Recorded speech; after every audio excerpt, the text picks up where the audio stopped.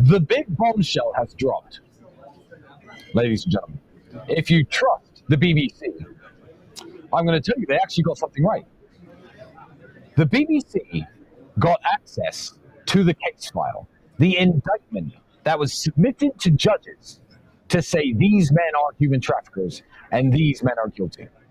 Now, this is a bombshell, ladies and gentlemen, and the BBC actually reported factually.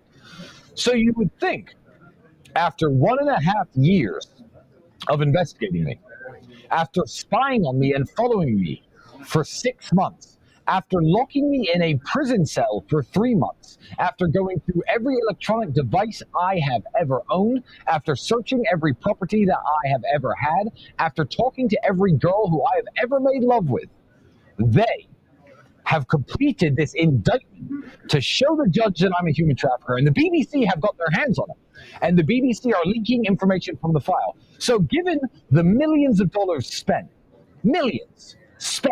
trying to prove I am something I'm not, given the massive amounts of human resources used to try to prove that I'm a human trafficker, the indictment says, the bombshell, the worst thing the BBC could possibly find, because believe me, they want to find the worst thing, is that I once referred to my girlfriend as a slave. Think about that. BBC, if you're listening, that isn't the bombshell that you think it is.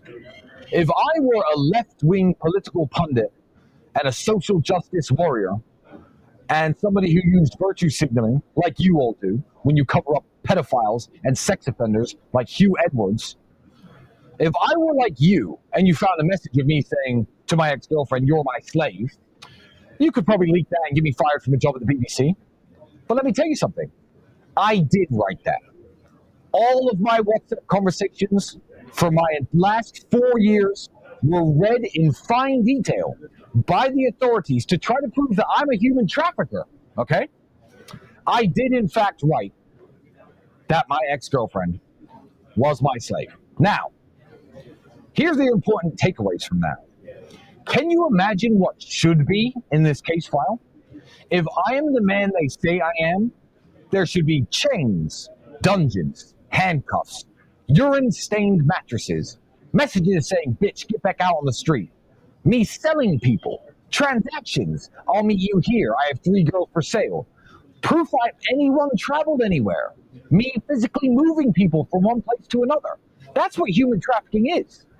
Why, if the BBC got their hands on the indictment, do they print a story that says I called my ex-girlfriend a slave? Because, ladies and gentlemen, this is the great bombshell. The BBC lined this up for me. That is as bad as the evidence against me gets, which is insane. Because the girl who I called a slave, obviously as a joke, 1, did not make a complaint about me, 2, is protesting that I'm innocent, 3, has told everybody I'm a lovely person, and 4, it's not even about the girls who lied and came here. I wasn't even talking about them when I said someone's my slave.